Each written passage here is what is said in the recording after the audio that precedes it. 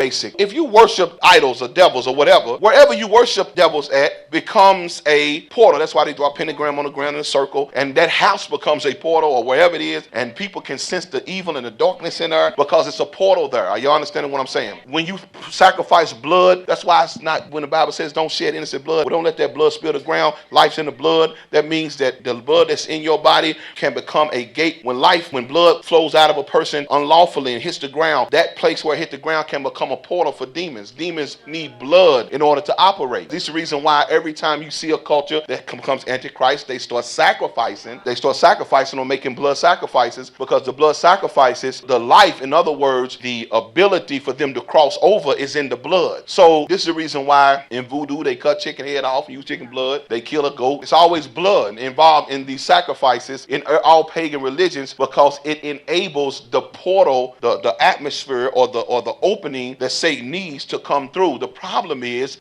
that they cannot sustain. The blood will dry up. As the blood dries up, it loses its ability, its power. As long as it's wet, I don't want to get too deep into this. Why do you think the Bible said the life is in the blood? So they can cross over where there's a blood sacrifice. So that's why some places that are very hollowed out for evil, demons can manifest easily. That's why some people who's really into it, they see demons manifest all the time, because wherever they are has been hollowed out. It's a lot of darkness and iniquity has been done there. Sometimes even some human sacrifice that causes, that's one of the greatest evils. The innocent blood has the highest power. Listen to me. Why does Satan like children, or want to kill children, or want the innocent? Because the more pure a person is before sin, the more power that blood in them has for the demons to operate. When a person is sinful, they can still use your blood. Is this too much for y'all? They can still use your blood, but it doesn't go as far. It ain't as potent as an innocent one. And so when we understand the days of Noah, you'll realize there was the religious system in effect, same way as in Sodom and Gomorrah. Sodom and Gomorrah was religious. They were doing pagan practices, but they had temples, they had worship, and they worshiped him. They worshiped their God through sin. They worshiped their God through sexual sin. I'm trying to get y'all an understanding of what I'm seeing here. Let's say this one room right here, we all in this room. Now, we in this room, as long as we are living right, the room fills up with light, right? But if we start going into sexual promiscuity, iniquity, and sinning, and all of the things the law's telling us not to do, then wherever sin releases or produces dark, that's why the Bible says, if your eye be dark, how great the darkness. It literally produces darkness. If the light in you be darkness, how great the darkness. So sin releases darkness wherever you commit sin. This is the reason why objects become cursed. Do y'all understand?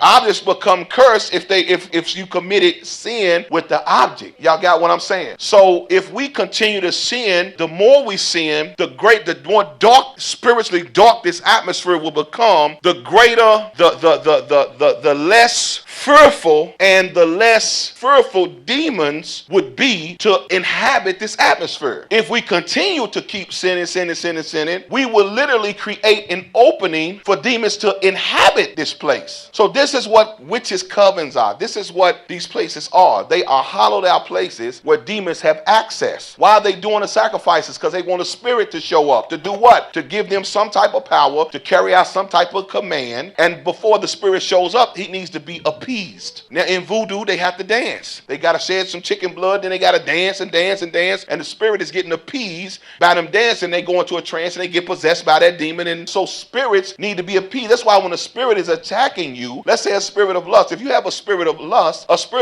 will torment you until you fulfill lust. Once that spirit is fulfilled, it's just like drinking a cup of Kool-Aid. Spirit was thirsty, just telling you drink, and you ain't drinking, and it'll torment you till you drink. Once you drink, that feeling go away until that spirit stirs up again. What are you doing? You're literally feeding or sacrificing to a demon. Every time you lust, the demon is able to fulfill its lust through you. So the days of Noah was all about Satan had totally took over, where man was totally in agreement 24 hours a day, so that they could listen. You know how we used to say how America used to, wasn't no hurricanes coming here, we didn't have no bad earthquakes, it was all good, because the cup of iniquity was not for her. So we still had a hedge of protection that the plans of the enemy was always getting messed up, because, better yet, remember, Balak knew that he could not touch the children of Israel till they were cursed. But Balaam understood, I can't curse them, but I need to get them to fill up their cup of iniquity. Once they fill up their cup of iniquity, they will curse themselves. They will remove what is protecting them. They would have created an atmosphere of such darkness